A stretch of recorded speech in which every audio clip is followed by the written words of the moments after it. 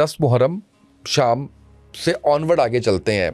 कैदी कौन कौन था, आगे के वाक़यात क्या हुए। हम इस वक्त ऑथेंटिक अहले सुन्नत के सोर्सेज से ये सारी कॉन्वर्सेशन कर रहे हैं। जब इमाम अली मकाम को शहीद कर दिया गया तो यजीद का जो कमांडर था उमर इब्न साद, उसने पहला हुक्म जारी किया, 10 शाह सवार नाउज़ बिल्ला इमाम अली मकाम के जिस्म अनवर को क्रश करें, पामाल करें। 11 मुहर्रम उल हराम है, उनका पर्दा छीन लिया गया है, चादरें छीन ली गई हैं, उनको असीर और प्रिजनर ऑफ वॉर बना लिया गया। मेजॉरिटी किड्स हैं, बच्चे हैं, बच्चों में भी मेल बच्चे हैं। मेरी फुप्पो वो खातून अजीम है कि जिसने वाक़या करबला हो गया, शहादतें हो गई, दमिश्क तक का सफ़र किया, लेकिन तहज्जुद तक कज़ा नहीं हुई। एक अजीब बात लिखी हुई है, 72 सर है और इन सरों को नेज़े पे बुलंद किया है। इमाम ज़ैनुल आबिदीन ने, ये हमारी रवायात में आता है, उनसे रिक्वेस्ट की कि तुम लोगों ने जो करना था कर लिया है, मेरे साथ बीबियाँ मौजूद हैं, ख़वातीन हैं, इनका पर्दे का भी तुम लोगों ने उनको तार तार किया हुआ है, चादरें नहीं हैं, हमें किसी ऐसे रास्ते से लेके जाओ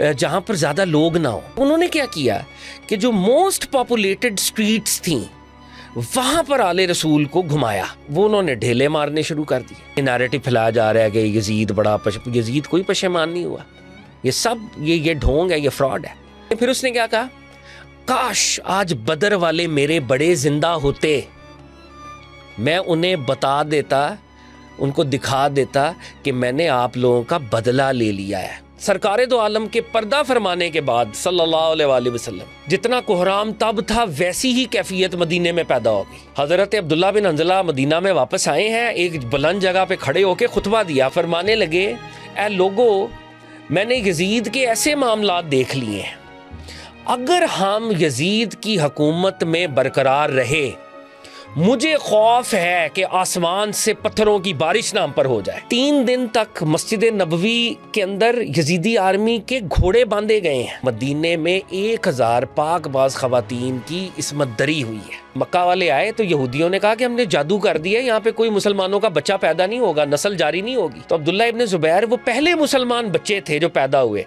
सरकारे दो आलम ने खुशी का इजहार फरमाया, इनको गुट्टी दी। बिस्मिल्लाहिर्रहमानिर्रहीम, अस्सलामु अलैकुम। आप देख रहे हैं उसामा तैयब पॉडकास्ट में। उसामा तैयब आपकी खिदमत में हाजिर हूँ। नाज़रीन, मैं आपको बताऊं कि आज बड़े ही शानदार मेहमान मेरे साथ सैयद फ़हद अली काज़मी साहब मौजूद हैं, जो कि रिसर्च स्कॉलर हैं, और मैं इनको मुख्तलिफ टीवी चैनल्स पे फॉलो करता रहा, देखता रहा, मुख्तलिफ जगहों पे मैंने इनको देखा और इनकी गुफ्तगू सुनी जो रिसर्च बेस्ड होती है। हमारे यहाँ पे आज बड़ी एक आप कह लीजिए कि कमी है इस बात की कि हम ऐसी बात करते हैं जो लोग सुनना चाहते हैं, ऐसी बात करते हैं जिसको लोगों की पज़राई मिलती है, लेकिन शायद हकीकत पे मबनी उतनी बातें नहीं करते। सोशल मीडिया के दौर में खासकर, जहाँ पे व्यूज़ की जंग है, जहाँ पे आगे एक दूसरे से बढ़ने की जंग है, वहाँ पे तो खासकर ऐसी बातें हम सुनते हैं कि जिसका नज़र आ रहा होता है कि कोई सर नहीं है, कोई पाँव नहीं है। तो मैं काज़मी साहब का बड़ा मशकूर हूँ कि वो तशरीफ़ लाए हैं। आज जो टॉपिक है मैं थोड़ा सा आपको बता दूँ कि हम, क्योंकि मुहर्रम के ऊपर हमारी पूरी एक सीरीज़ चली और आपने वो देखा, आपने उसको पज़राई दी और वो बड़े दिल से निकली हुई बातें थी। आज हम 10 मुहर्रम से यानी ऑनवर्ड आप कह लीजिए कि जो कैदी थे उनके साथ जो सलूक, उसके बाद फिर यजीद का इस बात से मुनकर हो जाना कि जी मेरा तो उस पर कसूर ही कोई नहीं है, इसके ऊपर भी काफ़ी ज़्यादा हम देखते हैं कि तज़ाद भी पाया जाता है, कुछ थोड़े से इत्तफाक भी नहीं है हमारे रिसर्चर्स का, उलमा का। देन हरा की जंग, उसके ऊपर फिर मक्का मुकरमा में क्या हुआ, आज थोड़ा सा हम इस वाक़े को आगे लेके जाएंगे। अस्सलाम वालेकुम, कैसे हैं आप? ठीक है, खैरियत है? मैं बड़ा शुक्रगुजार हूँ, आप तशरीफ़ लाए, बड़ा अच्छा लगा मुझे। आप जैसे लोग जो पढ़ना लिखना जानते हैं, बात करना जानते हैं, वो हमारे पॉडकास्ट में आए हैं। तो हम स्टार्ट करते हैं यहाँ से कि 10 मुहर्रम शाम से ऑनवर्ड आगे चलते हैं। कैदी कौन कौन था, आगे के वाक़यात क्या हुए, यजीद इस बात पे क्यों आया कि जी मेरी तो उसमें गलती नहीं है, मेरा तो हुक्म ही नहीं था, मैंने तो कहा ही नहीं था, ये सारा मामला। बिस्मिल्लाहिर्रहमानिर्रहीम। बहुत इंपॉर्टेंट और बहुत ही सेंसिटिव टॉपिक पर आज हम कॉन्वर्सेशन कर रहे हैं, और मैं पॉडकास्ट के आगाज़ में ये शेयर करना चाहूँगा कि हम इस वक्त ऑथेंटिक अहले सुन्नत के सोर्सेज से ये सारी कॉन्वर्सेशन कर रहे हैं। ऑल्दो जितनी भी हमारे दीन की ट्रेडिशंस हैं, हम सबका एहतराम करते हैं, सबकी अकीदत करते हैं, लेकिन मेरी ट्रेनिंग क्योंकि जिस स्कूल ऑफ थॉट की है, मैं उसको बेस बनाकर आज के वाक़े को आपके साथ शेयर करना चाहूँगा। होता ये है कि 10 मुहर्रम उल हराम अल-बदाया व नहाया में देखें, जो हाफिज़ इमादुद्दीन कसीर की किताब है, अल्लामा जरीर तबरी को देखें, उनकी तारीख़ तबरी है, ये बेसिक सोर्सेज हैं जहाँ से हम वाक़या करबला को अहले सुन्नत के यहाँ पढ़ते हैं। फिर बलाज़री हैं, दीगर ये सब हिस्टोरियंस लिखते हैं कि जब इमाम अली मकाम को शहीद कर दिया गया तो यजीद का जो कमांडर था उमर इब्न साद, اس نے پہلا حکم جاری کیا، اور اس نے حکم یہ صادر کیا کہ یہ جتنی باڈیز یہاں پر کربلا کے اندر موجود ہیں سر کو تنوں سے جدا کیا جائے، اور نمبر 2 امام حسین کی باڈی کو بالخصوص 10 رائڈرز اس نے طلب کیے کہ 10 شاہ سوار آگے آ جائیں، اور 10 شاہ سوار نعوذ باللہ امام علی مقام کے جسم انور کو کرش کریں، پامال کریں۔ تو ہم یہ دیکھتے ہیں کہ شہادتیں ہو گئی ہیں، وہ سارے معاملات ہو گئے ہیں، لیکن پوسٹ شہادت امام علی مقام امام حسین کے جسم انور کو کرش کیا جاتا ہے، میوٹیلیٹ کیا جاتا ہے، مسلح کیا جاتا ہے، پھر شہداء کے تنوں سے سر کو جدا کیا جاتا ہے۔ اور میں صرف اپنے ویورز کے لیے کہ سرکار دو عالم صلی اللہ علیہ وآلہ وسلم کی احادیث اس پہ ناطق ہیں کہ دشمن کا بھی سر تن سے جدا نہیں کرنا۔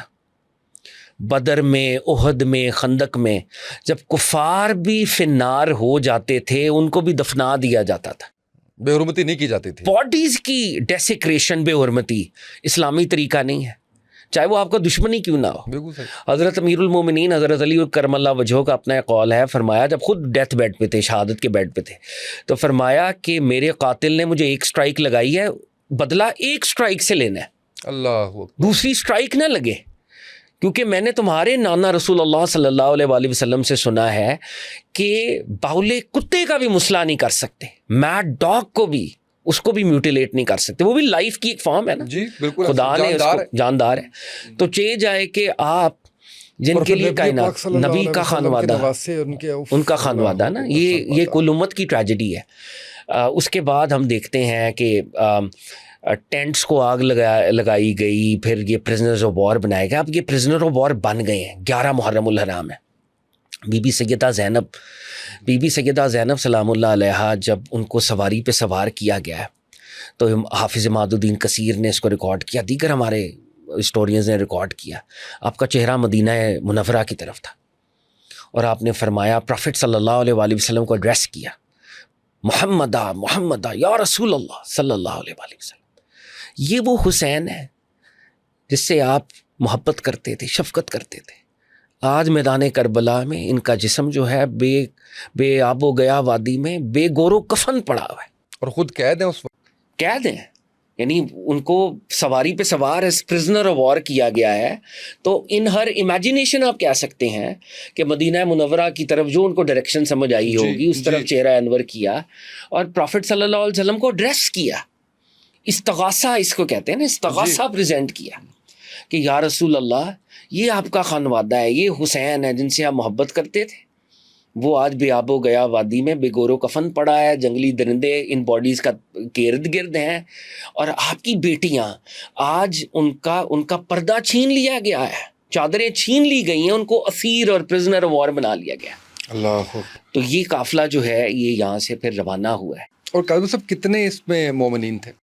دیکھیں اس میں مختلف عدد آتا ہے کہ امام حسین کے جب یہ پورا قافلہ تھا نا، اس کا ٹوٹل عدد کریں تو ریسرچرز کے نزدیک یہ 150 لوگ تھے، اب 72 شہید ہو گئے، پھر کچھ خواتین تھیں، مستورات، بچے، تو ریمائنڈر کے نمبر اس طرح سے کلیئر نہیں ہے کہ وہ کتنے تھے، لیکن وہاں پر جو ایڈلٹ ایک میل نے سروائیو کیا عرف عام میں وہ امام زین العابدین ہے، امام حسین کے بیٹے۔ اس کے علاوہ میجورٹی کڈز ہیں، بچے ہیں، بچوں میں بھی میل بچے ہیں، جیسے کچھ روایات میں امام زین العابدین کے اپنے بیٹے محمد الباقر وہ 3-4 سال کے تھے، وہ بھی موجود تھے۔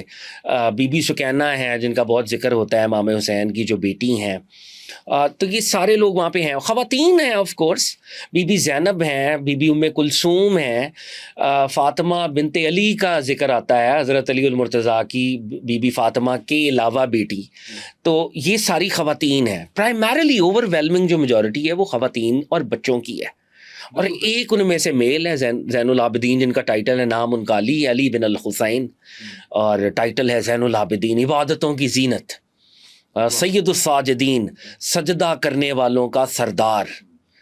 اور امام زین العابدین فرماتے ہیں جب پوچھا گیا کہ آپ کے قافلے کا کیا حال تھا، تو اور اپنی پھپھو کے بارے میں بتائیں، بی بی زینب کے بارے میں، تو فرمایا کہ میں اپنی پھپھو کے بارے میں تمہیں کیا بتاؤں۔ یہ کس وقت کا واقعہ بتا رہے ہیں آپ؟ پوسٹ کربلا، جب ان سے پوچھا گیا کہ آپ پھپھو کے بارے میں کچھ فرمائیں، تو فرمایا کہ میں پھپھو کے بارے میں کیا بتاؤں، میری پھپھو وہ خاتون عظیم ہے کہ جس نے واقعہ کربلا ہو گیا، شہادتیں ہو گئیں، دمشق تک کا سفر کیا، لیکن تہجد تک قضا نہیں ہوئی. یہ رب العزت کے ساتھ کنیکشن رہا. اللہ. آپ کوفہ کے اندر آئے اور کوفہ کے اندر عبید اللہ ابن زیاد کا دربار ہے. اب امام حسین، یہ بخاری شریف کے اندر روایت موجود ہے، امام حسین علیہ السلام کا سر نعوذ باللہ ایک تھال کے اندر یا تشت کے اندر رکھا گیا اور وہ اس ملعون گورنر کے سامنے پیش کیا گیا، اور وہ امام حسین علیہ السلام کی نعوذ باللہ حسن و جمال کو اس نے کرٹیسائز کیا، نعوذ باللہ اس پر کوئی بات کی. تو کورٹ میں کوئی صحابی رسول تھے، انہوں نے کہا کہ سرکار دو عالم صلی اللہ علیہ وآلہ وسلم سے سب سے زیادہ مشابہ چہرہ حسین کا تھا علیہ السلام رضی اللہ تعالیٰ عنہ، اور اس نے چھڑیاں ماری امام کے لب آئے مبارکہ کو. یزید نے نہیں، یہ عبید اللہ ابن زیاد، عبید اللہ ابن زیاد، میں پہلے کہہ رہا ہوں ابن زیاد، صحیح، ابن زیاد نے، یہ بخاری کے اندر ریکارڈڈ ہے. اور صحابی رسول آگے آئے، انہوں نے کہا کہ تم ادھر چھڑیاں مارے ہو جہاں پہ سرکار دو عالم جن لبوں کو چوما کرتے تھے. پھر ایک اور یہ سوری میں ساتھ سوال کر رہا ہوں، یہ وہی وقت ہے جہاں پہ سارے عمرا اور سارے لوگ اکٹھے ہوئے تھے؟ جی جی بالکل. اب یہ دیکھیں نا، یہ جو پرزنر آف وار نکلے ہیں تو پہلا سٹاپ ہے کوفہ. آپ اس جرنی کو دیکھیں نا کہ پہلے کوفہ پریزنٹ ہوئے، کوفہ سے دمشق پریزنٹ ہوئے، دمشق سے واپس پھر ان کو مدینہ بھیجا گیا. یہ جرنی ہے پوسٹ کربلا. صحیح ہے. اور یہ کتنا عرصے میں مدینہ پہنچے؟ اس پہ بھی مختلف روایات. ایک روایت اس میں جو بہت زیادہ لوگ کوٹ کرتے ہیں، میں نے 1.5 سال کے بھی سنا. 1.5 سال کی تو روایت نہیں ہے. بہرحال سفر کے مہینے کے اندر یا ربیع الاول کے آغاز میں کہتے ہیں کہ مدینہ واپسی ہوئی. اور جو ایک روایت زیادہ پاپولر ہے وہ یہ ہے کہ سفر کے مہینے کے اندر یہ لوگ واپس کربلا آئے، یعنی دمشق سے، اور آگے جسموں کو دیکھا کہ وہ ان کا کیا معاملہ ہے اور ان کا دفنانے کا معاملہ ہوا. تو 1.5 سال کی روایت اتنی کبھی نہیں اگر ہے تو بالکل. لیکن یہ 3-4 ماہ کی آپ مطلب یہ دیکھیں نا، یہ ٹریول کب سے ہو رہا ہے. امام حسین نکلے ہیں رجب کو، رجب میں مدینہ سے نکلے ہیں، شعبان میں آپ مکہ میں ہیں، شعبان، رمضان، ذیقعد، ذی الحج آپ مکہ میں ہیں، ذی الحج سے آپ نکلے ہیں مکہ المکرمہ سے، اور پھر محرم میں شہادت ہو جاتی ہے کربلا میں. اب یہ محرم انہوں نے ٹریول کیا ہے پورا، کوفہ سے پھر دمشق کا طویل سفر ہے، دمشق میں کچھ دن رہے ہیں. یزید نے ان کو رکھا ہے، پھر یزید کو کیونکہ لگا کہ اب کوئی ریولوشن نہ آ جائے تو وہ دوسری اسٹریٹجی کا ان کو واپس بھیج دو، جو میں نے کرنا تھا وہ میں نے کر لیا، میرا ہدف حاصل ہو گیا مجھے. تو یہ ہاں وہ سارا معاملہ ہوا. تو کوفہ کے اندر اب عبید اللہ ابن زیاد نے چھڑیاں ماری، صحابہ کھڑے ہوئے، انہوں نے اس پر احتجاج کیا. ایک بلائنڈ صحابی ہیں عفیف ازدی، بزرگ ہیں، انہوں نے بڑا احتجاج کیا اور انہوں نے کہا کہ آج ابن مرجانہ کی نسل باقی ہے اور سرکار دو عالم کی نسل کو شہید کر کے لوگ جشن منا رہے ہیں. تو وہ بلائنڈ صحابی تھے اور ان بلائنڈ صحابی کو گرفتار کیا گیا. دارالامارہ گورنر ہاؤس ہوتا تھا، اس کی چھت پر کھڑا کیا گیا، دھکا دے کے ان کو شہید کیا گیا. He was an old man at that point in time. Zaid bin Arqam رضی اللہ تعالیٰ عنہ کے حوالے سے آتا ہے کہ وہ کوفہ میں تھے، اولڈ صحابی رسول، بلائنڈ ہو چکے تھے. عبید اللہ ابن زیاد کو ڈانٹنے والوں میں ان کا نام آتا ہے کہ تم اس سر پاک کے ساتھ بے حرمتی کیوں کر رہے ہو. تو جو پائس لوگ تھے، جو صحابہ وہاں پر موجود تھے، ویری اولڈ، اور اکثر کی بینائی نہیں تھی، انہوں نے جس حد تک وہ احتجاج کر سکتے تھے انہوں نے احتجاج جو ان کے بس میں تھا، جو ان کے بس میں تھا.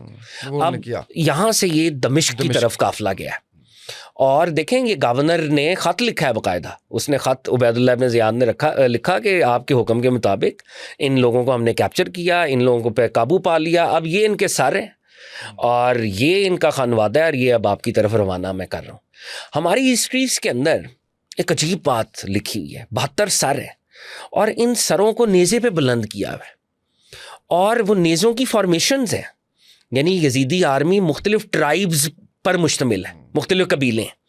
اب 4 قبیلے ہیں تو ایک قبیلے کے پاس 12 سر ہیں، اگلے قبیلے کے پاس بھی 10-12 سر ہیں، تو 72 سروں کو ڈیوائیڈ کیا ہوا ہے. اور جو بچے ہیں ان کے لیے ٹراماٹائزنگ ہے، یہ ٹرامیٹک ایک سائٹ ہے نا. صحت پہ، ان چیزوں پہ کیا اثر پڑا ہوگا بچوں کے اوپر؟ دیکھیں نا، بی بی سکینہ کے بارے میں روایات میں آتا ہے کہ امام زین العابدین ان کو کہا کرتے تھے سروں کو پیچھے کر دو یار، یہ بچے ٹراماٹائز ہو رہے ہیں نا، بغیر دھاڑ کے سروں کو آپ نے بلند کیا ہوا ہے. تو وہ سر یہ ہماری اوتھینٹک روایات میں آتا ہے.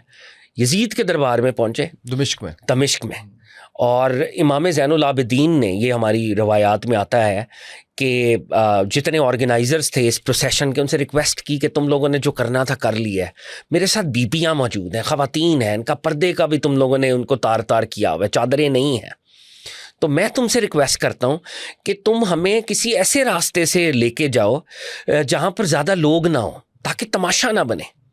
بٹ انہوں نے کیا کیا کہ جو موسٹ پاپولیٹڈ سٹریٹس تھیں وہاں پر آل رسول کو گھمایا.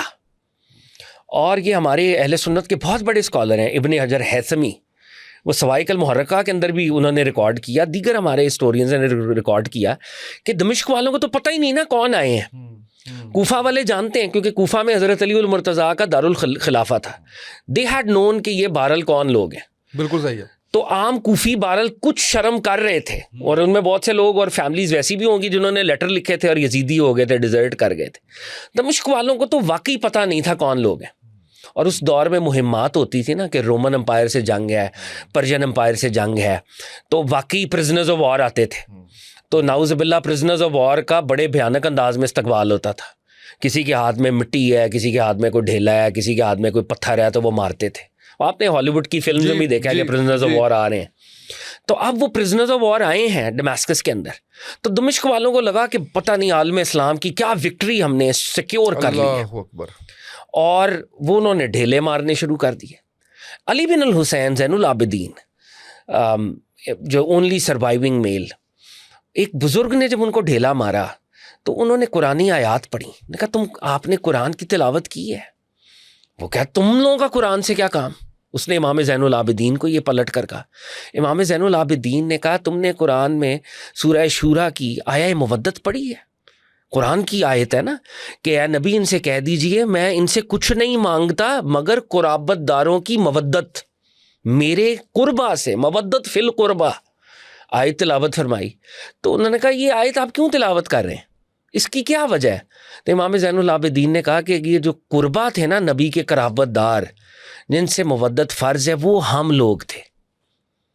پھر آیہ تطہیر پڑھی، پھر آیہ مباہلہ پڑھی، قرآن حکیم کی وہ آیات پڑھی جن کا شان نزول اہل بیت ریلیٹڈ تھا. وہ بابا جی آنسوؤں سے رونے لگے، معمر تھے. انہوں نے کہا کیا میری توبہ قبول ہو سکتی ہے؟ امام زین العابدین نے کہا اللہ کے ہاں توبہ کے دروازے کھلے ہیں، آپ کو نہیں پتا تھا، پتہ چل گیا. تو میجورٹی دمشق کے لوگوں کو ویسے ہی نہیں پتا تھا یہ کون لوگ ہیں. تو انہوں نے بڑا بھیانک استقبال کیا. اہل بیت رسول کو جانے بغیر انجانے کے اندر تذلیل کی، ہیوملیٹ کیا. دے تھاٹ کہ عالم اسلام کی کوئی وکٹری ہو گئی. بالکل. اب وہ پورے کورٹ کے اندر وہ چلے گئے. اب یزید نے، اب دیکھیں یہ جو ہے نا، یہ بڑے طریقے کے ساتھ یہ نیریٹو پھیلایا جا رہا ہے کہ یزید بڑا یزید کوئی پشیمان نہیں ہوا. یہ سب یہ ڈھونگ ہے، یہ فراڈ ہے. البدایہ والنہایہ حافظ عماد الدین کثیر نے لکھا، علامہ جریر طبری نے لکھا کہ جب امام حسین علیہ السلام کا سر تشت کے اندر پیش کیا گیا تو وہ عربی کے شعر پڑھتا تھا.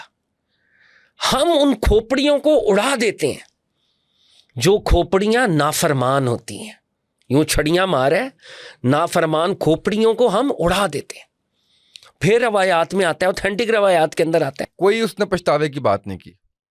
یہ دیکھیں پیرلل نیریٹیوز ہیں. پہلے نیریٹیوز دونوں سنیں پھر آپ کو سمجھ آئے گی کہ وہ کیا رہا ہے. ٹھیک ہے نا جی. اس نے چھڑیاں ماری، وہ کھوپڑیاں مڑا دیتے ہیں. پھر اس نے کیا کہا، کاش آج بدر والے میرے بڑے زندہ ہوتے، میں انہیں بتا دیتا، ان کو دکھا دیتا کہ میں نے آپ لوگوں کا بدلہ لے لیا ہے، بنو ہاشم سے بدلہ لے لیا. کچھ روایات میں آتا ہے اس نے کہا کہ یہ تو بنو ہاشم کا سارا بوگس کھیل تھا، یہ تو نبوت اور اس طرح کا کوئی معاملہ ہی نہیں ہے، اقتدار کے لیے، یہ تو سارا پاور سٹرگل تھی اور آج ہم نے پریویل کر لیا. تو یہ نیریٹو بتاتا ہے کہ he was like a bipolar kind of a guy, جس کو اپنے احساسات پہ، اپنے شعور پہ کنٹرول نہیں ہے. اور دیکھیں روایات میں یہ بھی آتا ہے کہ اس کے کورٹ کے اندر ایمبیسڈرز تھے دوسرے ملکوں کے. ایک ایمبیسڈر آگے بڑھا، رومن امپائر کا ایمبیسڈر تھا. اس نے کہا کہ یہ کون لوگ ہیں؟ اس نے کہا تمہارا اس سے کیا کام، you have nothing to do with this. نے کہا نہیں مجھے بتاؤ تم. اس نے کہا کہ جی یہ اس طرح سے یہ اس نے کہا کیا تم نے اپنے رسول کے خانوادے کو ذبح کر دیا؟ میں نبی اللہ داؤد علیہ السلام کی 70ویں پشت ہوں اور میرے لوگ مجھے آج تک گلوریفائی کرتے ہیں, میری رسپیکٹ کرتے ہیں کہ میں حضرت داؤد کی نسل میں سے ہوں, اور تم جس نبی کا کلمہ پڑھتے ہو ان کو ذبح کر دیا تم نے. پھر ایک روایت میں آتا ہے کہ ایک اور صاحب تھے, وہ آگے بڑھے, انہوں نے کہا ہمارے پاس جناب عیسیٰ علیہ السلام کی دراز گوش, نبیوں کی جو سواری ہے نا ان کو ادب سے, ہم اس جانور کو بھی دراز گوش, وہ نبی کی سواری ہے علیہ الصلوۃ والسلام. تو جناب عیسیٰ علیہ السلام کے دراز گوشت کا ایک کھور ہمارے پاس ہے, ہم سال میں ایک دفعہ اس کو نکالتے ہیں, لوگ اس کو چومتے ہیں, اس کی رسپیکٹ کرتے ہیں. تم جس نبی کا کلمہ پڑھتے ہو ان کی نسل کو ذبح کر دیا اور تم آج یہاں پہ ترانے اور شادیانے بجا رہے ہو. اب دیکھیں یہ جب سارا نیریٹو آپ ذہن میں رکھیں تو آپ دمشق والوں کو سمجھ آئے گی نا کہ ہم نے ذبح کس کو کر دیا, شہید کس کو کر دیا. تو اب اپیز کرنے کے لیے وہ دوسرا نیریٹو بھی تو چاہیے نا کہ وہ میرے پاس آنے تو نہیں کیا, مجھے تو پتہ نہیں چلا, یہ نیریٹو جو ہے. لیکن آپ مجھے یہ بتائیں کہ اگر وہ پشیمان ہوتا تو عبید اللہ ابن زیاد کو گرفتار کرتا؟ کبھی بھی نہیں. عبید اللہ ابن زیاد کو سزا دیتا, شمرزی جوشن کو, حرملہ کو, یہ سارے اس کے کمانڈرز تھے, حسین بن نمیر سواد سے, ان کو گرفتار کرتا. نتھنگ ہیڈ ہیپنڈ, ایسا نہیں ہوا. آگے چلیں, یہ واقعات پھر بھی لوگوں تک ہوں گے, لوگوں کی یادداشت میں ہوں گے. مدینہ منورہ میں جب یہ لٹا پٹا قافلہ آتا ہے تو حضرت علی المرتضیٰ کے بڑے بھائی حضرت عقیل, ان کی بیٹی ہیں مسلم ابن عقیل کی بڑی بہن ہے, اطلاع جاتی ہے کہ یہ معاملہ ہو گیا. وہ دوڑی دوڑی آتی ہیں اور مدینے میں کوہرام بپا ہو جاتا ہے. And there are narrations to this effect. مدینے میں اتنا کوہرام تھا, سرکار دو عالم کے پردہ فرمانے کے بعد صلی اللہ علیہ وآلہ وسلم جتنا کوہرام تب تھا ویسی ہی کیفیت مدینے میں پیدا ہو گئی. کہ ہوا کیا ہے یہ؟ اور پورا مدینہ غم و اندھو کی ایک کیفیت تھی. ہماری کچھ اورل نریشنز یہ کہتی ہیں, مسٹیکل نریشنز, کہ حضرت عباس کی والدہ حیات تھیں ام البنین, سارے بیٹے آپ کے شہید ہو گئے تھے. بی بی ام البنین آئیں اور انہوں نے پوچھا کہ یہ کیا ہوا. ان کو بتایا گیا کہ عباس کدھر تھا جب یہ سب کچھ ہو رہا تھا, کیا اس نے وفا نہیں کی؟ کہا جی انہوں نے تو وفا کے ریکارڈ قائم کر دیے, ان کی شہادت ہو گئی ہے, جامع شہادت نوش کر لی. اور ایک آپ دیکھیں ایک ماں, وہ ماں جس کے سارے بچے میل بیٹے شہید ہو جائیں اور ان کی قبریں بھی وہاں پہ نہ ہوں کہ جہاں پہ وہ تعزیت کر سکے, وہ جنت البقیع میں جا کر گریہ فرمایا کرتی تھی. ہماری اوتھینٹک کتابوں کے اندر موجود ہے کہ مروان جو کہ گورنر تھا بنو امیہ کا, ایک امپورٹنٹ آدمی تھا اور وہ ایک طرح سے اہل بیت کا دشمن ہی تھا. جب بی بی ام البنین کے رونے کو وہ دیکھتا تھا تو اس کی بھی آنکھوں میں آنسو آ جاتے تھے کہ یہ ظلم تو اتنا بڑا ہے, حالانکہ وہ خود اس گروپ کا پارٹ ہے امپورٹنٹ.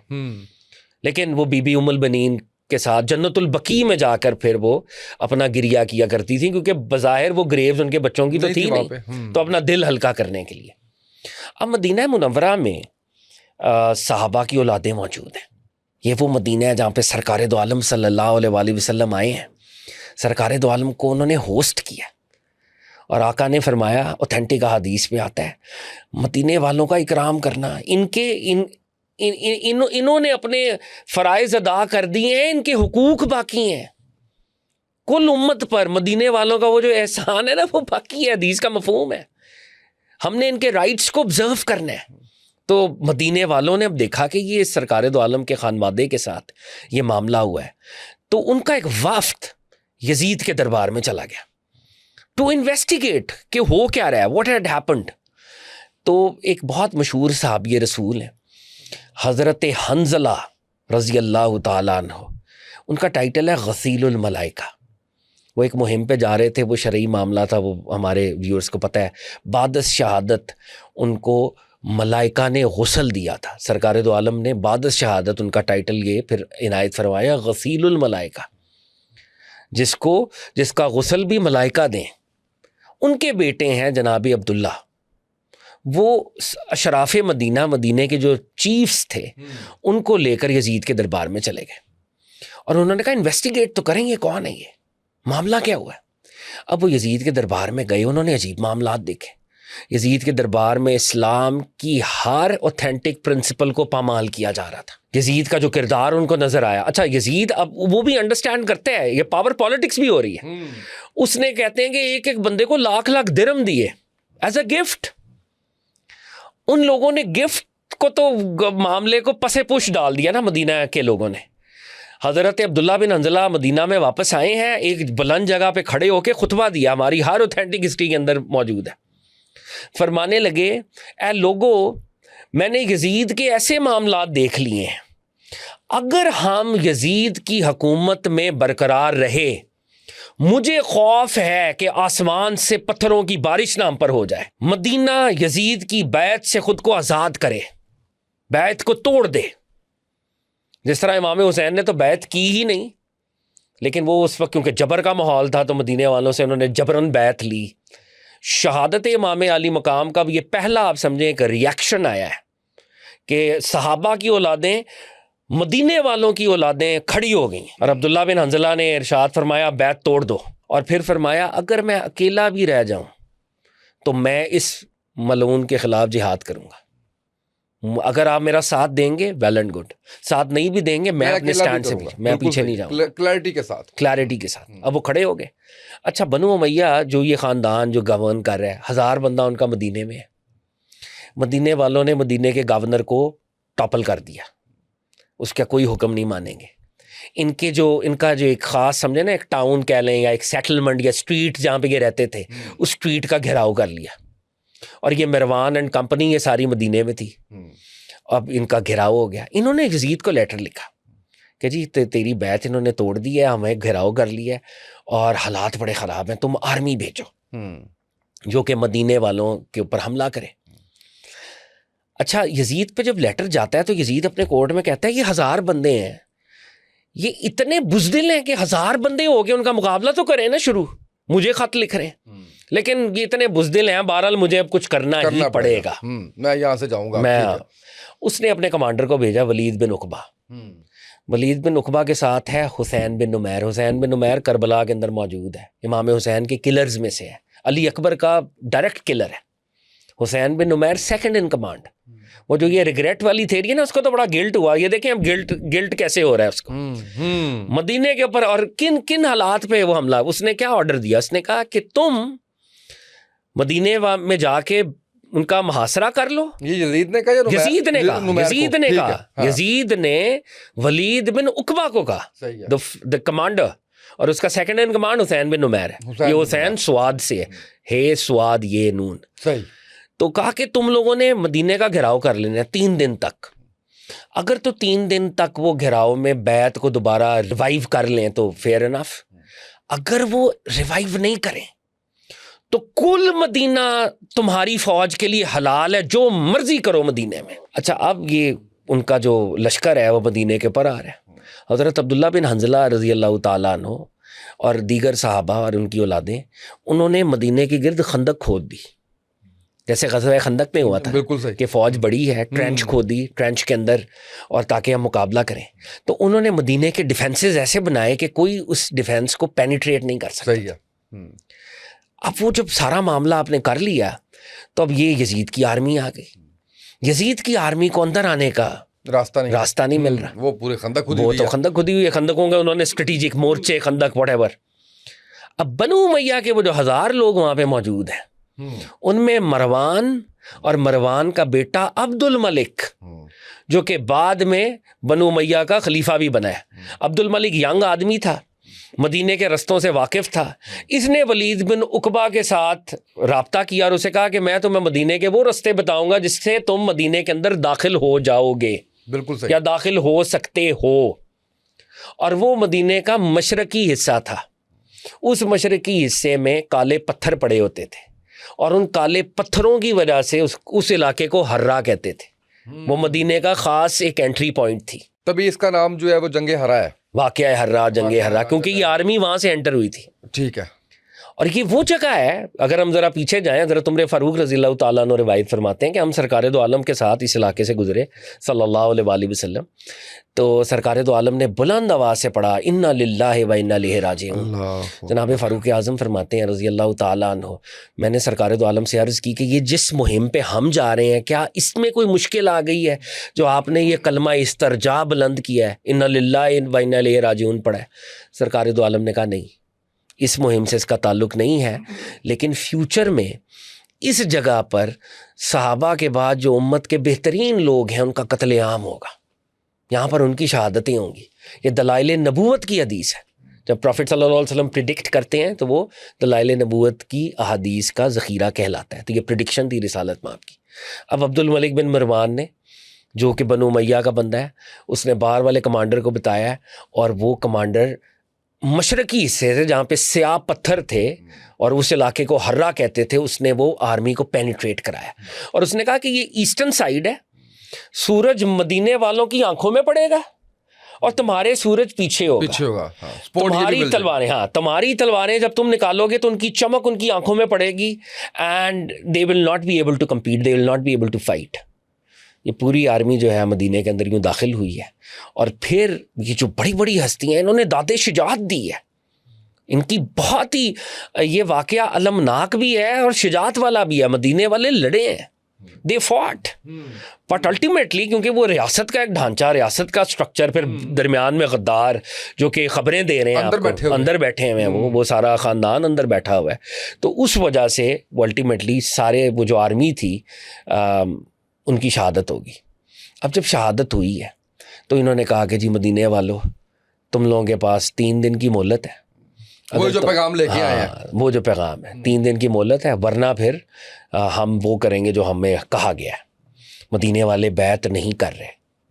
جب بیعت نہیں کر رہے تو اب 3 دن کے لیے مدینہ منورہ کو استغفر اللہ صد استغفر اللہ حلال کر دیا گیا کہ یہاں پر جو مرضی آپ کریں. یہ ہماری ہر اوتھینٹک اسٹیبلش ہسٹری اور احادیث کی کتابوں کے اندر یہ روایات موجود ہیں. حضرت ابو سعید خدری رضی اللہ تعالیٰ عنہ بلائنڈ ہو چکے ہیں, صحابی رسول ہیں, ان کو تھپڑ مارے جا رہے ہیں. جابر بن عبداللہ انصاری رضی اللہ تعالیٰ عنہ کے بارے میں روایتیں ہیں, بلائنڈ صاحب ہیں. 3 دن تک مسجد نبوی کے اندر یزیدی آرمی کے گھوڑے باندھے گئے ہیں. یہ روایت, یہ اتھینٹک روایات ہیں. سعید بن المسیب تابعی خیر التابعین میں سے ہیں, وہ کہتے ہیں کہ نمازیں نہیں ہو رہی تھی اور میں سرکار دو عالم کے روضے کے پاس چھپا ہوا تھا, اور سرکار دو عالم کے روضہ انور سے مجھے اذان کی آواز آتی تھی, جس سے میں نماز کا تعین کرتا تھا کہ فجر کا وقت ہو گیا, ظہر کا ہو گیا, عصر کا ہو گیا, مغرب کا ہو گیا, عشاء کا ہو گیا. مدینے والی یہ میں اس لیے کہہ رہا ہوں کہ شاید آپ کے ویورز کے لیے نئی باتیں ہوں, علماء کے لیے نئی باتیں نہیں ہیں. علماء جانتے ہیں یہ کہ مدینے میں 1000 پاک باز خواتین کی عصمت دری ہوئی ہے. یہ اوتھینٹک روایات ہیں. اور مدینے کے اندر پھر اگلے سال وہ بچے پیدا ہوئے, یہ سارا معاملہ ہوا ہے. اور 3 دن تک ہر طرح کا, کہتے ہیں مدینے میں اتنا خون تھا مسجد نبوی سے, وہ خون بہہ رہا تھا. اور پورے مدینہ, کیونکہ سرکار دو عالم صلی اللہ علیہ وسلم کے دور کا مدینہ آج کی مسجد نبوی ہے. Also we should understand it was a small town back then. تو مدینہ خون سے بھر چکا تھا اور مدینے کو تاخت و تاراج کیا گیا. اب جب مدینہ منورہ پر یہ حملہ ہو گیا تو حضرت عبداللہ ابن زبیر رضی اللہ تعالیٰ عنہ, حضرت زبیر بن العوام کے بیٹے ہیں, عشرہ مبشرہ میں سے جو ہیں, اور خود بھی عظیم صحابی رسول ہیں. اور جناب عبداللہ ابن زبیر وہ ہیں کہ جب مدینے میں سارے مکہ والے آئے تو یہودیوں نے کہا کہ ہم نے جادو کر دیا, یہاں پہ کوئی مسلمانوں کا بچہ پیدا نہیں ہوگا, نسل جاری نہیں ہوگی. تو عبداللہ ابن زبیر وہ پہلے مسلمان بچے تھے جو پیدا ہوئے. سرکار دو عالم نے خوشی کا اظہار فرمایا, ان کو گٹی دی, اور وہ جو یہودیوں کا پروپیگنڈا تھا کہ مسلمانوں کی نسل نہیں چلی تھی, اس کا جواب عبداللہ ابن زبیر تھے. تو عبداللہ ابن زبیر نے بھی یزید کی بیعت نہیں کی ہوئی تھی, اور وہ مکہ المکرمہ کو انہوں نے اپنا ہیڈ کوارٹر بنایا ہوا تھا, وہ مکہ المکرمہ میں تھے.